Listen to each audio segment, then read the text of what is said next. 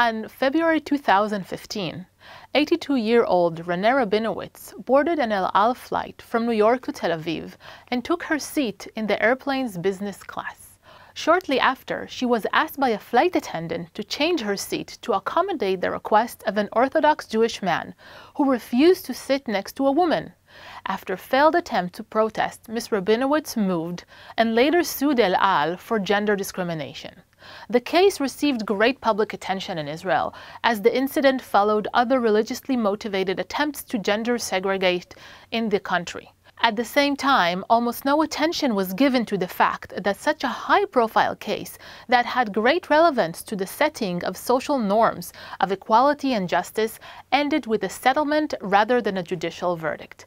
Ms. Rabinowitz received symbolic monetary compensation of $1,800 out of the $15,000 she demanded in the lawsuit. El Al, on its end, agreed to refrain from accommodating any future passenger's request to change their seat due to the gender of the neighboring passenger. And El Al also committed to train the entire crew of the company's flight attendants regarding prohibited gender discrimination. Was justice done for Ms. Rabinowitz? And was a normative legal horizon we expect courts to provide in such a significant issue in Israeli society created? Turns out that what happened to Ms. Rabinowitz in courts is not so rare and is even the norm in this day and age, when the majority of legal cases end in an agreed settlement conceived in pretrials. But when there are no verdicts and no day in court for aggrieved litigants, as Ms. Rabinowitz was, what about their access to justice? And what about disempowered litigants who cannot afford a lawyer, that do not have the legal know-how, or that is simply their first time in court? In other words, what about litigants who cannot afford business class on transatlantic flights? How do these relatively new rules of the game affect them, and how can we ensure their access to justice?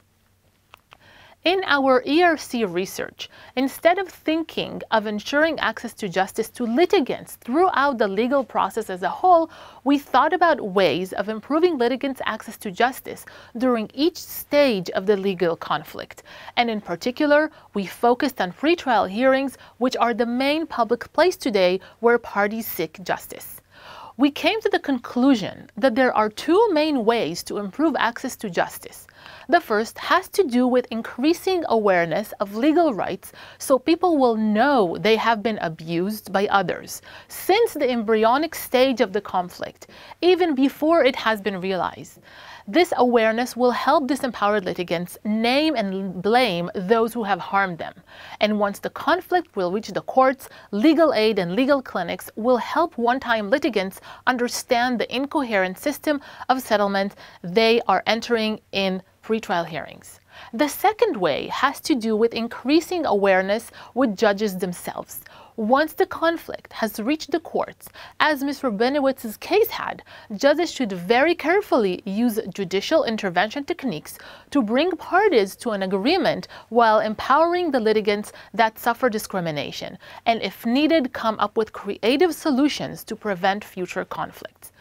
As it was in Ms. Rabinowitz's case, who was very concerned with the social implications of such gender discriminating practices and was very happy with the creative solution that Zaz suggested of training El Al's worker. Not only has she had access to justice, but so will other women who hopefully now will not suffer sex-based discrimination in El Al's flights.